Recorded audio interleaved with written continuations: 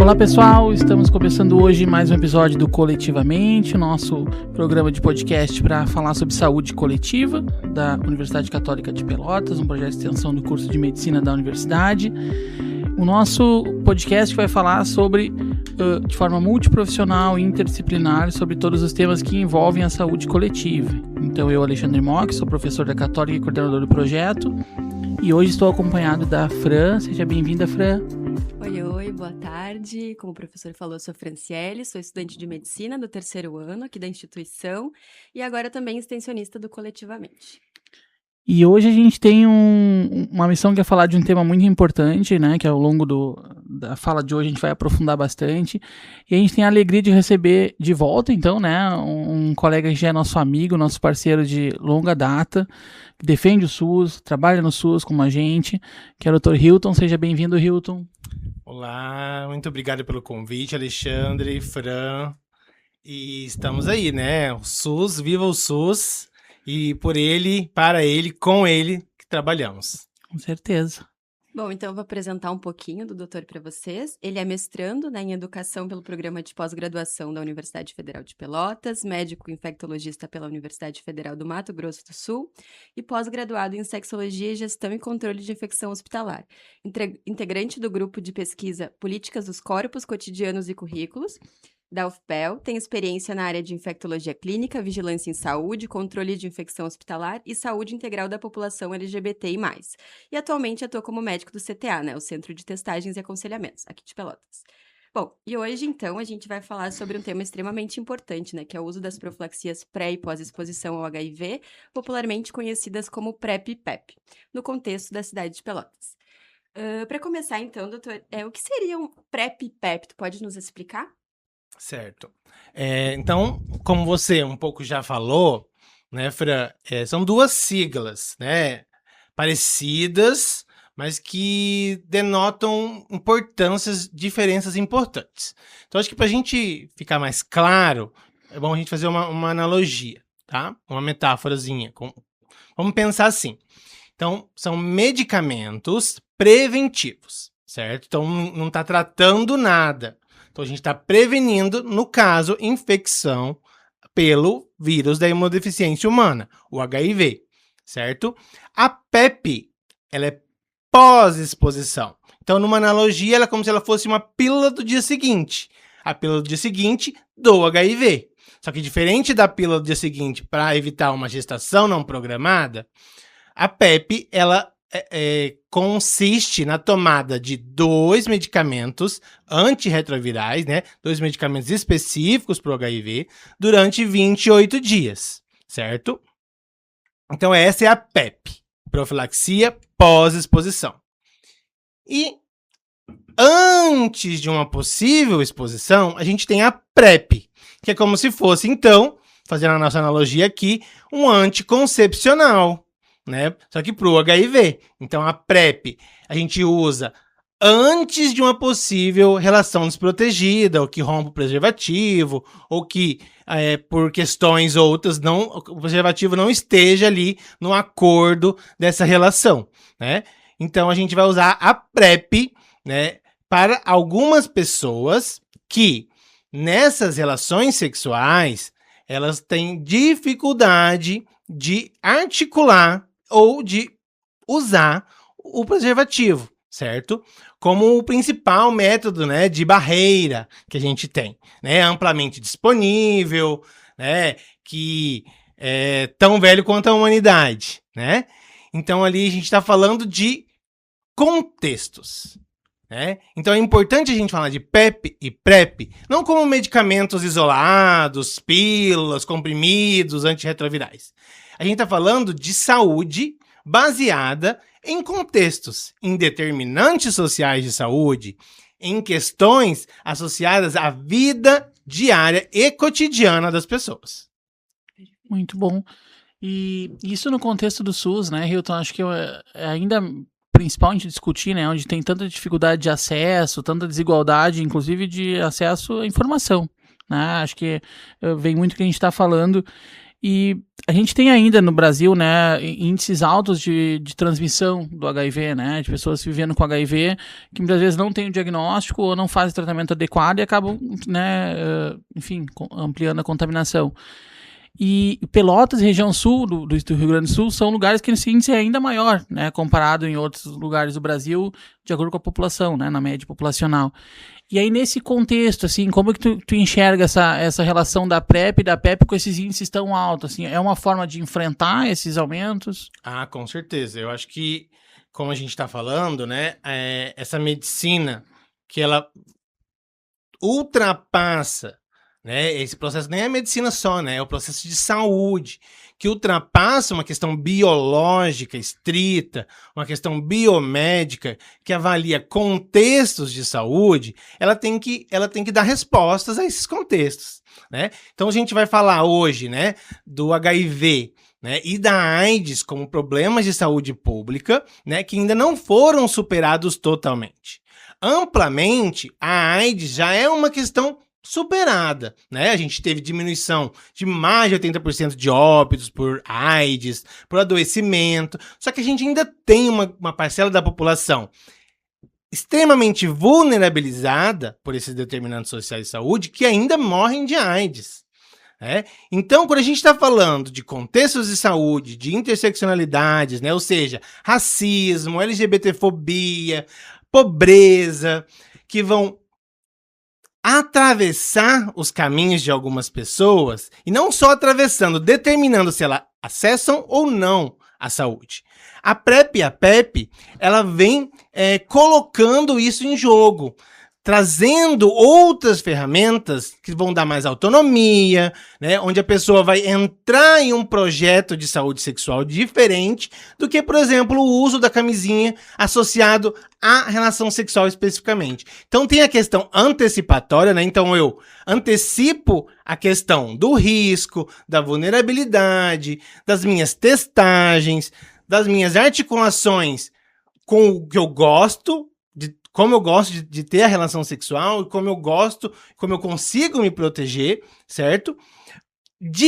Acabando com aquela dissociação que muito tempo, né, a gente ainda viveu e vive ainda, né, que a saúde, ela tá desatrelada, fora do prazer, da sexualidade, certo? Fora dos contextos de vida da população. Então, quando a gente pensa no Rio Grande do Sul, né? Porto Alegre hoje é praticamente um dos epicentros do HIV e da AIDS, né, no Brasil, tá? E as cidades médias aqui do Rio Grande do Sul, ainda como Pelotas, Rio Grande, Caxias do Sul, a gente tem Canoas, são cidades que estão ali entre as 20 com maior problemas associados à AIDS. Então a gente vai ver, historicamente, o boletim do Ministério da Saúde vai mostrar essas cidades ali, entendeu? Porto Alegre, Rio Grande, Canoas, brigando entre as primeiras posições com o impacto da AIDS. A gente tem Pelotas, também com uma amplitude de pessoas adoecidas, né? Quando o Alexandre, você fala, né? É muito importante a gente pensar que hoje o Brasil em si, ele conseguiu que até 90% das pessoas que saibam que tem HIV, fazer o tratamento. Então, esse é uma questão que a gente já conseguiu, que é uma meta do Ministério da Saúde.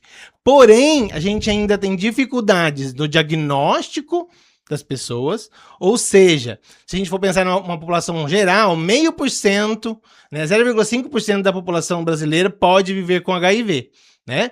Então a gente não tem todas essas pessoas diagnosticadas. A gente tem as pessoas que já diagnosticadas, quase todas em tratamento.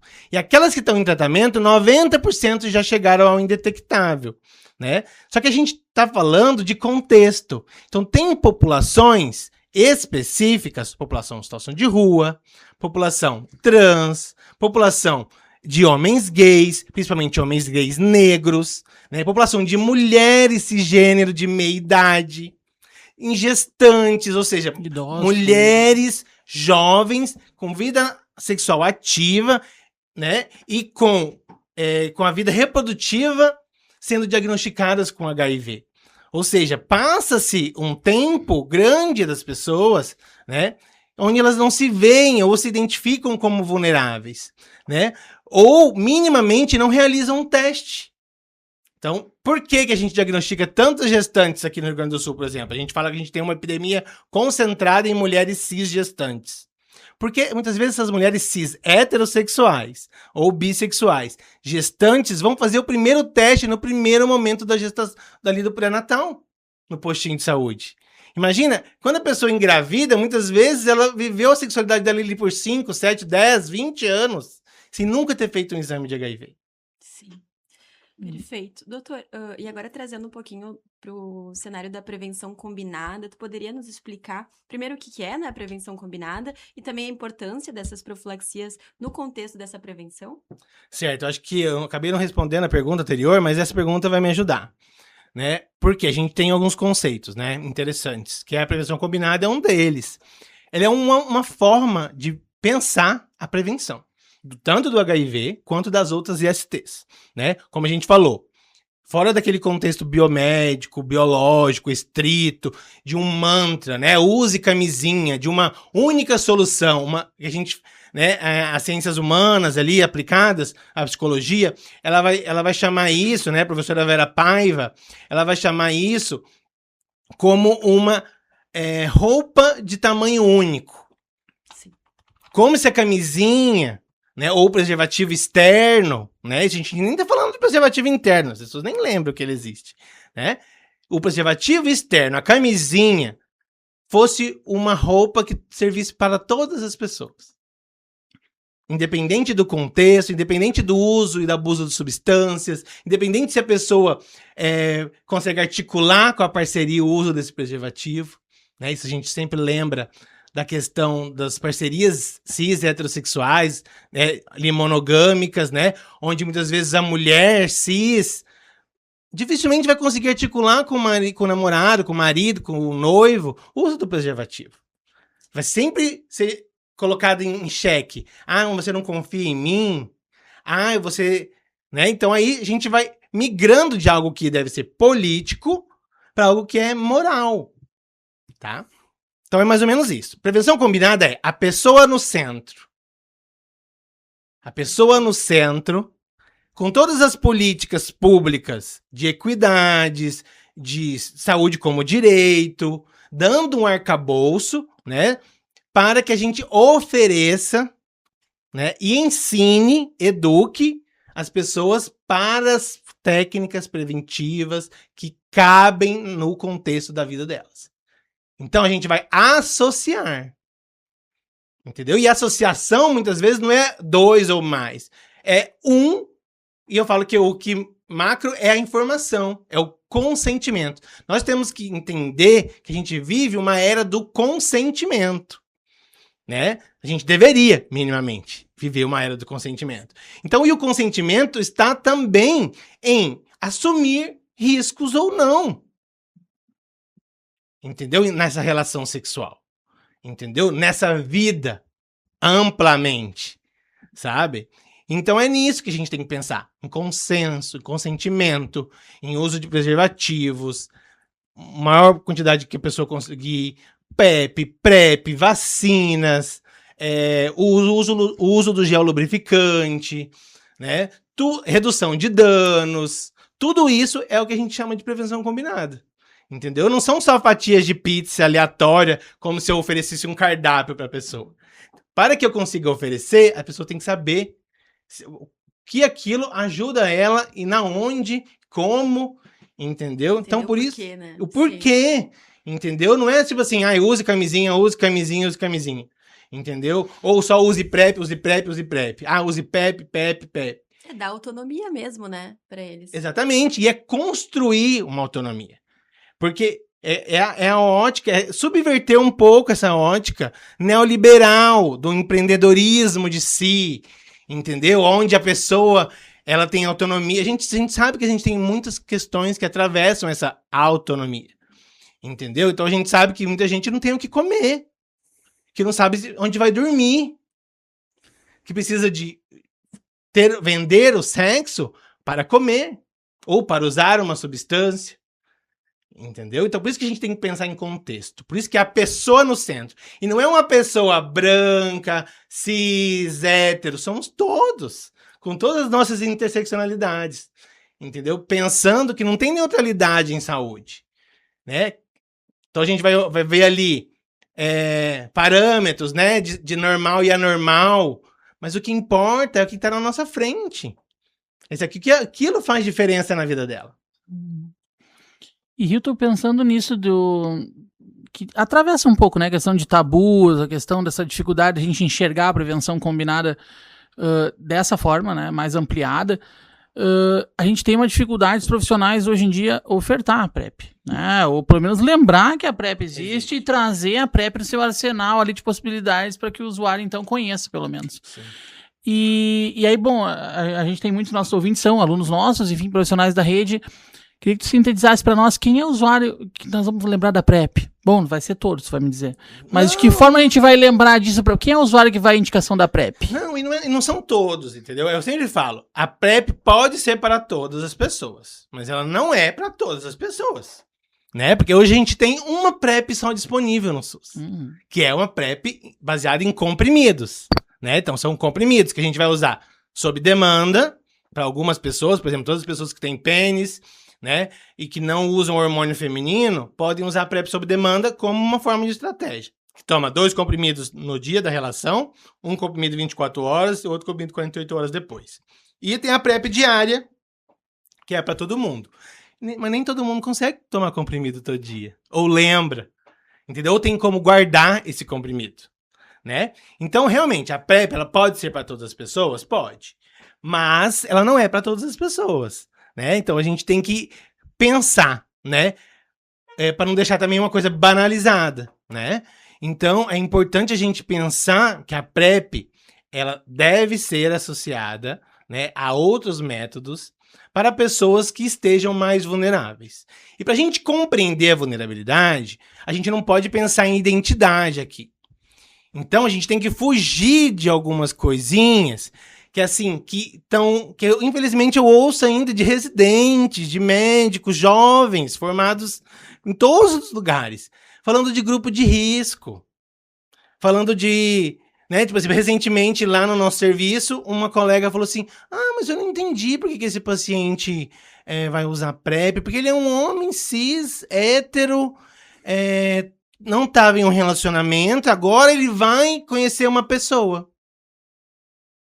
Aí eu falei, você tá me explicando por que ele precisa usar PrEP.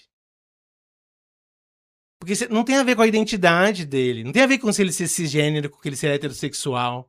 É porque ele estava sem atividade sexual até o momento e vai iniciar uma vida sexual. E essa vida sexual é com X, Y, Z. Entendeu? Não tá na testa, não tá... Ninguém pede atestado de sorologia de ninguém, nem deve, né? Então a gente não deve fazer assim. Então por isso que é importante. É a autonomia. Muitas pessoas falam que a PrEP é uma medida individual. Mas ela não é uma coisa individual. Eu falo que ela é coletiva. Entendeu? Mas ela é de aspecto subjetivo. Entendeu? Então, se eu sei o que é a PrEP, eu entendo o que é a PrEP, eu acho que essa pessoa, que eu posso usar a PrEP, né? Então, a primeira coisa, né? A gente se deslocar do lugar de saber médico. Que antes de médicos, profissionais de saúde, nós somos pessoas. Entendeu? Então, assim, por que eu não me pergunto antes de eu perguntar pro outro? Eu deveria usar PrEP? Eu transo assim, assado, uso camisinha, às vezes não, às vezes bebo demais, esqueço, já busquei a PrEP umas 2 vezes, porque, né, fiquei cismada, entendeu? Então, assim, se a gente for pensar, então pense em vulnerabilidade. Pensa no contexto da pessoa que está na sua frente. É uma pessoa que já se infectou com outras ISTs, que tem dificuldade de usar camisinha, que mesmo falando que usa, volta e meia tem uma sífilis, uma gonorreia, uma clamídia, entendeu? Tem múltiplas parcerias, gosta de ter algumas práticas mais fetichistas, entendeu? Ou simplesmente é uma pessoa que tem muito medo, muitas vezes, de fazer um teste, nunca fez um teste, não procura saúde de uma forma assim, mais sistemática, né? E que tem uma vida sexual ativa. Eu falo que a principal questão é vida sexualmente ativa. Tem uma vida sexualmente ativa, vamos pensar contextualmente como que é essa vida sexual. Entendeu? É múltiplos parceiros, é um parceiro, mas também não usa camisinha. É monogâmico, não monogâmico. Entendeu? Eu consigo conversar com essa parceria. Então, assim, a gente tem que ir conversando. Assim como a gente vai indicar um exame de glicemia para um paciente que tá com poliúria, né? Urinando demais, que tá com muita sede. A gente não vai pensando no que isso pode ser? Entendeu? É assim que a gente vai pensar em prevenção. Também a gente tem que pensar em prevenção de uma forma baseada em evidência. E não em achismos. E lembrar, não existe grupo de risco, gente. A gente estava falando agorinha. O maior número de pessoas novas infectadas no Rio Grande do Sul são mulheres cis heterossexuais grávidas. Ou seja, minimamente ela tem um parceiro fixo dentro de casa, minimamente, né? Mas esse parceiro? Sim. Ou esses parceiros? Entendeu? Então é isso, a gente tem que pensar no contexto da pessoa. Eu acho que também não implantar valores individuais na tua análise, né? Exatamente. Pra entender ali se de fato a pessoa pode estar exposta ou não, né? Exatamente. A questão de exposição, do risco, ele é extremamente relacional. Entendeu? E não adianta eu falar, tipo, né? Tem muita gente que arrota o manto do preservativo, entendeu? Pra que vai usar PrEP? Pra que usar PrEP? Pra que vai estar medicando as coisas? Sendo que tem um preservativo amplo e disponível. Mas será que as pessoas conseguem usar? Será que as pessoas são ensinadas a usar um preservativo? Hoje em dia? Verdade. Agora sobre a PrEP, doutor, em que situações ela deve ser iniciada e também se existe um prazo limite aí para iniciar o tratamento após a exposição? Então, a PrEP, como a gente falou, é uma medida de emergência, né? Ou seja, uma pílula do dia seguinte para o HIV, então ela tem até 72 horas, né, para iniciar a PrEP. Lembrar que a PrEP não é só para um sexo consentido, né? Pós-sexo consentido sem preservativo, ou com rompimento dessa barreira, mas para as pessoas que sofreram, né, violência sexual, para nós todos, profissionais de saúde, que se tiveram um acidente com material biológico. Lembrar que a PrEP é uma emergência médica, tá? Ela tem até 72 horas para iniciar. Dentro das primeiras 24 horas é o melhor horário para se iniciar, né? Então, por isso que ela está presente hoje nas unidades de urgência e emergência, como UPA e PS aqui em Pelotas, né? Então, qualquer pessoa que teve uma relação de exposição ali pode procurar essas unidades. E o CTA também tem, de segunda a sexta ali, né, a disponibilidade de ter a PrEP também, tá? Perfeito, doutor. E sobre efeitos colaterais, né? Tu poderia falar alguns mais comuns, que eu acho que pode ser uma dúvida também. Certo. Importante. Efeitos colaterais, a PrEP, ela é um medicamento muito bem tolerado, tá? Ela é uma combinação de tenofovir e entrecitabina, tá? Que são 2 antirretrovirais, né? Bem estudados, já utilizados para tratamento do HIV por anos, né, e décadas. A gente tem efeitos colaterais de curto prazo, que é o mais comum, né? A pessoa pode ter um pouquinho de náusea, um pouquinho de enjoo, um pouquinho de dor no estômago, um pouquinho de dor de cabeça. Aumenta um pouco os gases nas primeiras semanas e pode diminuir a consistência das fezes. Então, isso é praticamente o que a grande maioria das pessoas sentem, tá? Mas nada que não é manejável. Por exemplo, então vai sempre tomar depois de alimentação, entendeu?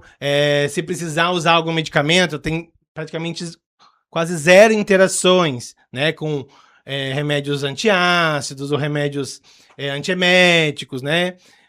Por exemplo, né, a PrEP. Tá? A PrEP é um pouco mais complexa, né? Porque ela é como se fosse o tratamento do HIV, né? Ela é o mesmo medicamento que se usa para tratar o HIV, são 2 comprimidos. Então, além do tenofovir e da lamivudina, a gente associa o dolutegravir. O dolutegravir tem algumas interações maiores, né? Mas também são todos manejáveis, né? O que as pessoas têm medo, de verdade, é lesão renal, né? Então, o tenofovir, né, principalmente ali, ele ficou muito conhecido como um medicamento que pode dar insuficiência renal, né? Então, lembrar que a insuficiência renal é 1%, né, das pessoas vão ter uma mutação genética que vão favorecer a pessoa a ter uma insuficiência renal aguda associada ao tenofovir, tá bom?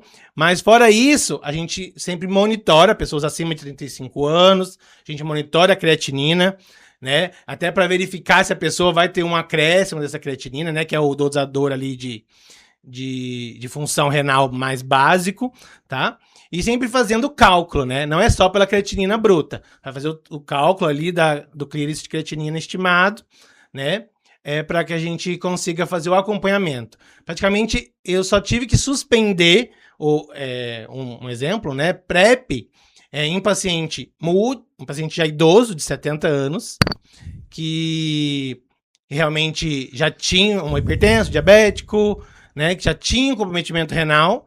Então, com a PrEP, ele acabou piorando, né, isso. Então, a gente teve que suspender. E eu tive um paciente jovem que tinha histórico familiar de doença policística renal, que a gente sabe, né, que a pessoa vai evoluir por uma insuficiência renal. Então, a gente até tentou, né, mas, infelizmente, a creatinina dele alterou, né, e teve piora do padrão Sim. renal dele. Então, assim, é bem raro, tá? Mas é muito manejável os efeitos colaterais, bem tranquilo. Ótimo. E agora a gente falando um pouquinho dessa questão do acesso, assim, né? Então a gente já entendeu o que é, fez o contexto histórico, entendeu o que é PrEP, PEP, as indicações, né? Falamos alguns tabus ali que estão por trás, a própria questão da equidade. E agora falando do acesso, a gente quer falar do acesso em Pelotas, mas antes queria que tu fizesse um recorte, como tá a PrEP e a PEP no Brasil, assim, principalmente a PrEP, eu acho, certo. Talvez. A PEP, ela já é bem antiga, né? Então a PEP é 2013. Ela foi expandida, tá? Então, a PEP antes era só para violência sexual e acidente com material biológico, e passou a partir de 2012, foi quando criou-se o novo paradigma de prevenção combinada, né? Então, a PEP entrou como prevenção do sexo desprotegido. Então, a PEP é isso, então ela é bem difundida, né? Porque como já existia todo o protocolo de violência sexual e de acidente com material biológico, só foi incorporada mais uma modalidade de uso. Sim. Né? Porém, a gente não pode esquecer que, infelizmente, ainda temos questões que restringem, né, o acesso, como a gente já falou, né? A falta de se atualizar dos profissionais de saúde, a questão de trazer uma questão moral, né? Tá. A PrEP, então, ela começou no Brasil, os primeiros estudos de PrEP no Brasil foram em 2015, tá? 2015 teve o PrEP Brasil, né? Que começou em várias capitais, né? Fazer o estudo de viabilidade, tá? Ou seja, de impacto orçamentário, né? Para instituir como uma política do SUS, tá?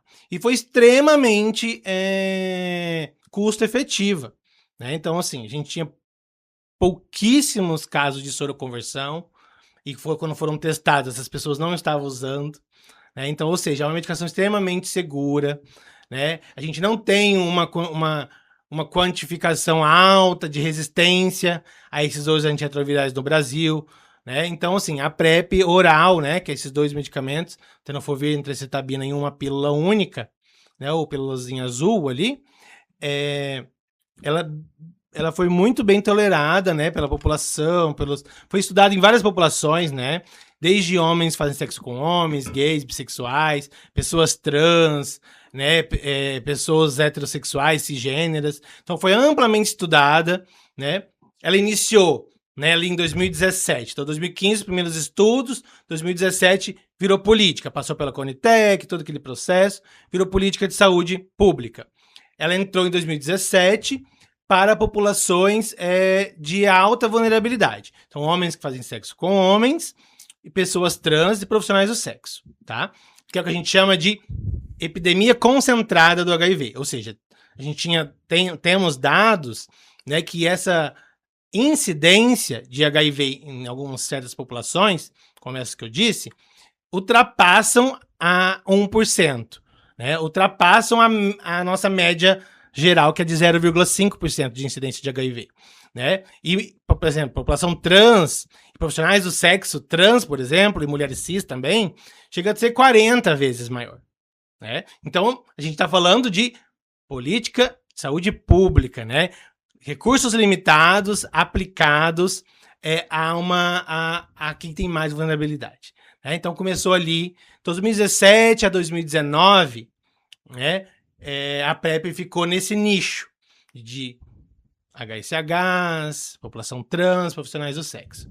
2019 teve a reatualização do PCDT de PrEP, que ampliou para toda a população com alta vulnerabilidade. Por quê? Foi tão custo efetivo, entendeu? Foi tão importante a política de PrEP na população mais vulnerabilizada que se entendeu que outras populações, entendeu? Que não tinha ali uma alta concentração de HIV, porém estavam evoluindo, que ainda evoluem com AIDS, ou tem incidências também de HIV, poderiam se beneficiar. Né? Então a gente está falando de um processo de prevenção que transformou São Paulo, a cidade de São Paulo, né, como o epicentro, que já foi, né, o epicentro da AIDS, do HIV no país, né, que é a maior cidade desse país, né, já foi o lugar onde tinha mais incidência de HIV, né, hoje, praticamente pouquíssimo, mais 70% de queda da incidência de HIV em São Paulo, onde a PrEP, ela é sistemática. Quem já ouviu falar, tem no metrô, tem os CTAs do metrô, tem as máquinas de PrEP de autoatendimento, tem o tele 24 horas de PrEP, tem delivery em casa. Então, assim, uma política de Estado sistemática fez com que a gente diminuísse em mais de 70% a transmissão de HIV na maior cidade desse país. Então, hoje, São Paulo, a cidade de São Paulo, ela é espelho para o mundo, né? Assim como outros países, por exemplo, como a Austrália, que praticamente zerou a transmissão de HIV com a PrEP de forma sistemática.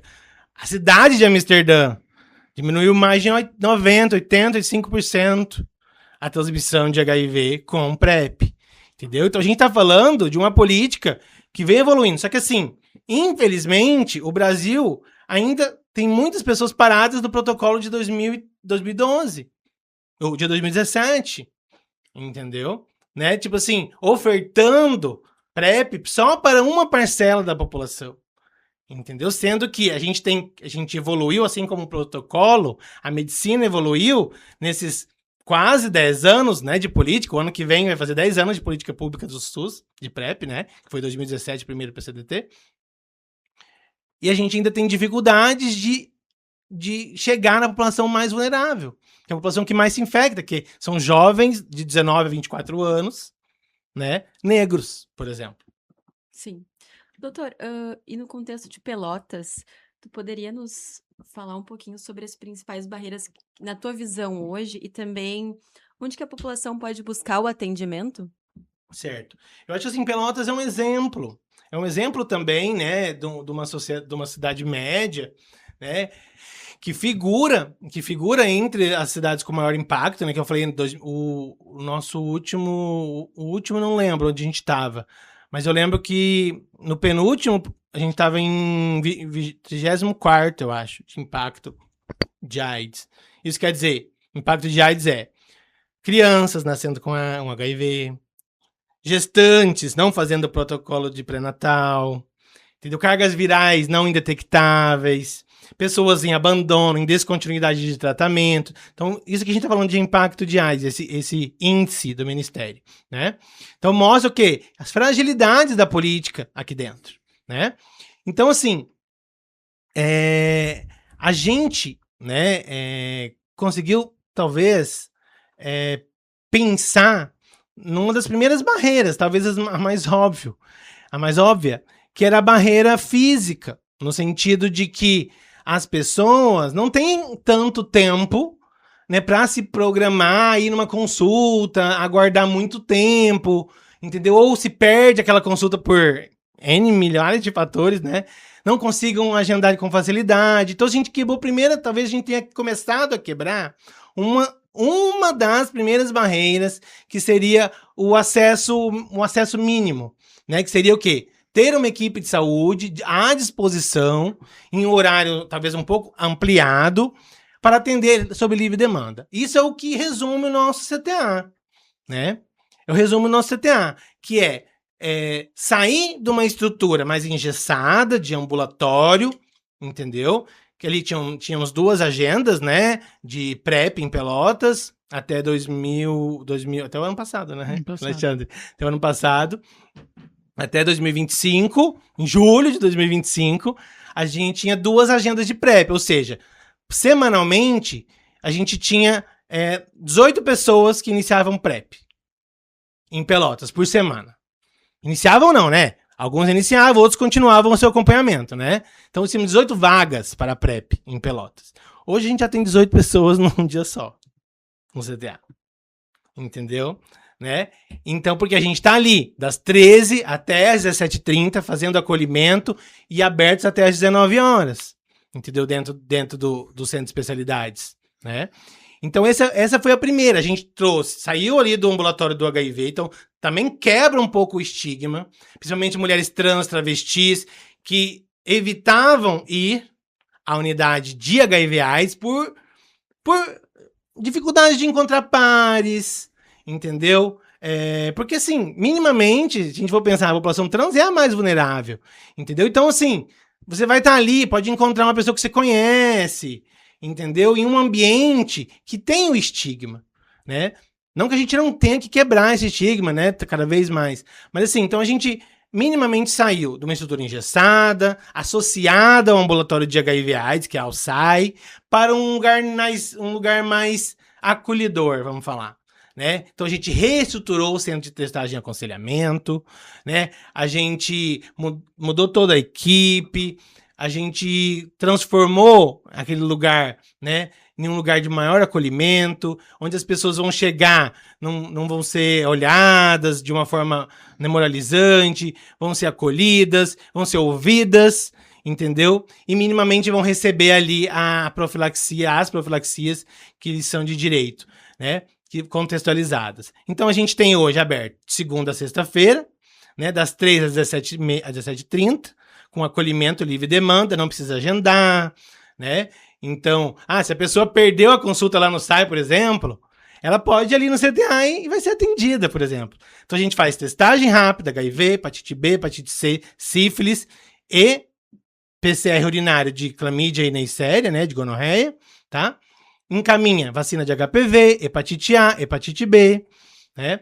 A gente oferece, muitas vezes, né, a doxipep para alguns pacientes que já tem pessoas, né, que já tem indicação, né, que é uma política que vai ser implementada, né, já está aprovada no SUS, mas ainda vai ser implementada, e que a gente tem tido essa conversa, né, já de iniciar, entendeu, esse processo ali dentro, né.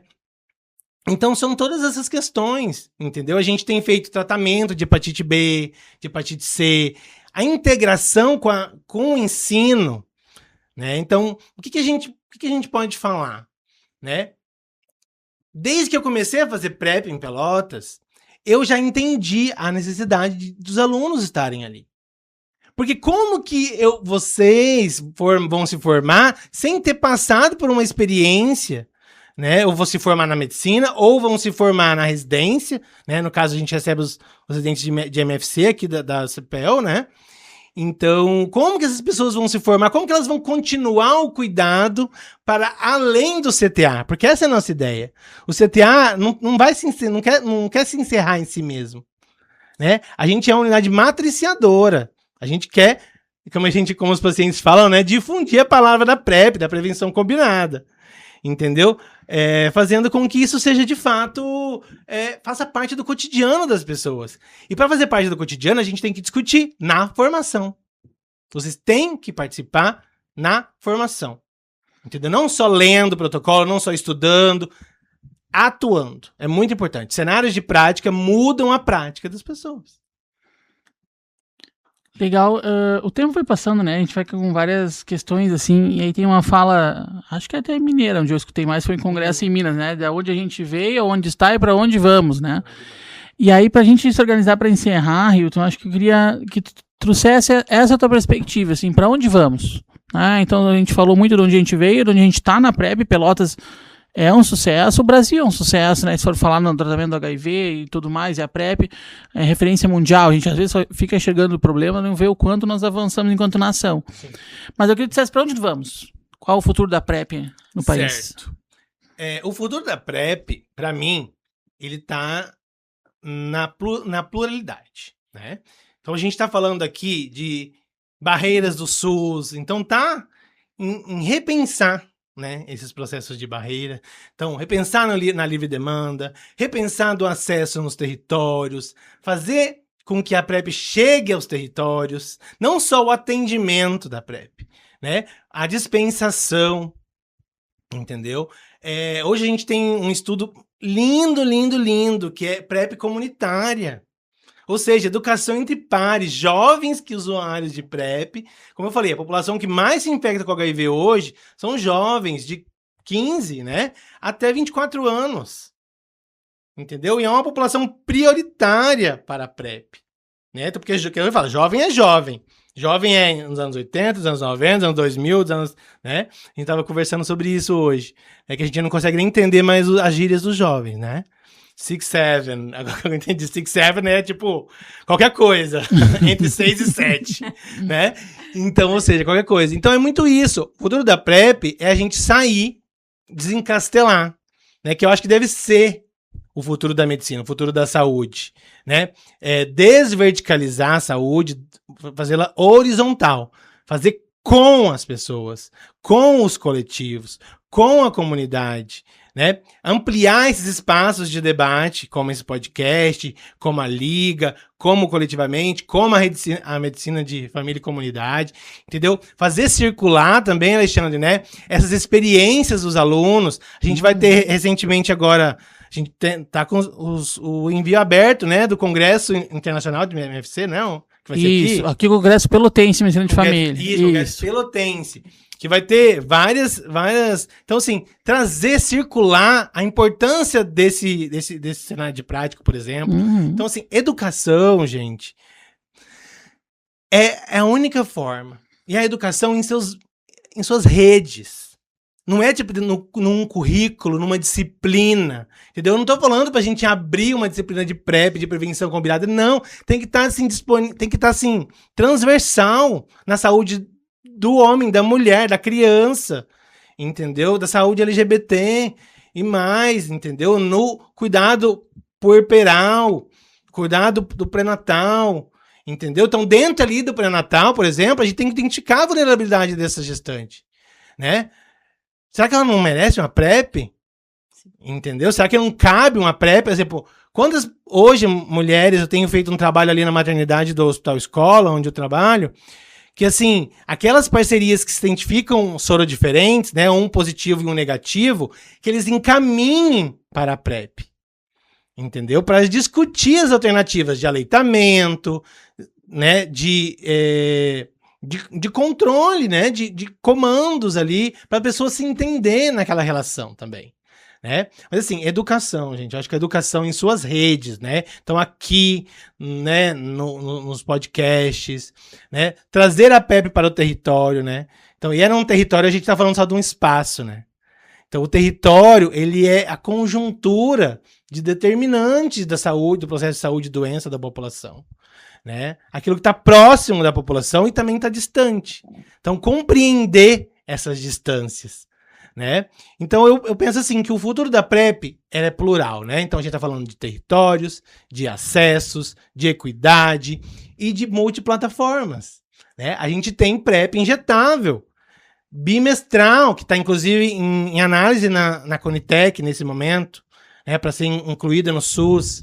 A gente tem a PrEP semestral, ou seja, 2 injeções, né, subcutâneas por ano, com mais de 98% de prevenção, entendeu? Nos estudos do Brasil e do exterior, né? Que é uma nova classe de medicamentos também antirretrovirais que está surgindo, né? Então, que inclusive é matéria, né, no legislativo brasileiro hoje para licenciamento compulsório, né, por conta do preço, né? O Brasil fez parte dos estudos de aprovação dessa droga e saiu dos países com menor custo para essa droga, né? Então a gente tem que entender que a política, né, o nosso corpo na cidade, entendeu? Ele envolve tudo isso. A nossa atuação técnica, ela transcende, né? Ela ultrapassa a tecnicidade. Ela faz morrer, faz viver, entendeu? E no sentido amplo, não só de morte física, né? De morte social. A gente tá falando de um vírus que ninguém conta pra ninguém. Que gera um silenciamento, um abandono, entendeu? Né? Então, é isso que pra mim é banalizar, sabe? A epidemia de HIV/AIDS. É não conversar sobre ciência, sobre PrEP, sobre PEP, entendeu? Sobre prevenção combinada, né? Isso é uma banalização. E igual aí, quando as pessoas não sabem que as pessoas que vivem com HIV e estão em tratamento não transmitem o vírus pra ninguém. Quando as pessoas chegam no consultório e falam pra mim assim, minha vida acabou, não vou ter mais filha, não vou pedir demissão do meu trabalho. Eu falei, mas por quê? Se você não gosta do seu trabalho, então você pede. Brinco, né? Então assim, gente, igual aí, detectável igual transmissível, pessoas vivem bem, entendeu? O tratamento... O Brasil é um exemplo. É PrEP no SUS, é PrEP no SUS, entendeu? É um direito à saúde. Sendo que tem países aí, né, na América Latina mesmo, que precisam de ONGs. Entendeu? Que um mês você ganha de graça, outro mês você tem que pagar. Entendeu? A gente tem alunos da UFPEL que vêm, né, da Colômbia, do Chile, do México, que muitas vezes, assim, é um preço simbólico, mas às vezes eu não tenho um preço simbólico para pagar. Entendeu? E aqui está no SUS. E não é só o medicamento em si, né? É todo um aparato tecnológico de saúde, gente. Entendeu? Então é isso. Eu acho que o futuro é esse. A gente entender saúde como um direito humano. Acho que esse é o ponto, né? Acho que os desafios são muitos, assim, né? E um deles é, sem dúvida, uma informação e fazer essa informação chegar a quem precisa. Acho que coletivamente vai nesse encontro. E queria aproveitar e te agradecer muito pela tua disponibilidade. Hilton dizer que coletivamente está de portas abertas para ti sempre, né? Então estamos loucos para que seja aprovado na Conitec, né? Esse PrEP injetável, né? Que tu venha contar para nós aqui. Sim, em primeira mão. Tomara que venha, vamos ver. Tá aberta a consulta pública, então todos nós podemos lá falar da nossa importância, né? Ótimo. Da importância de ter outro tipo de PrEP, né? Não só a oral. E aquela pessoa que não consegue tomar o comprimido? Exato. Então acho que é isso, te agradecer, né, em nome do Coletivamente, muito obrigado pela disponibilidade. É sempre um prazer. Pode falar. Não, eu também agradecer a tua participação, o papo foi muito bom, já te conhecia antes, mas enfim, é sempre muito bom te ouvir.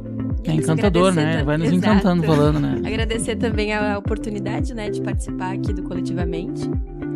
E acho que é isso, ficamos por aqui então, né? Então, até o próximo episódio, pessoal. Tchau, tchau. Obrigado, até a próxima.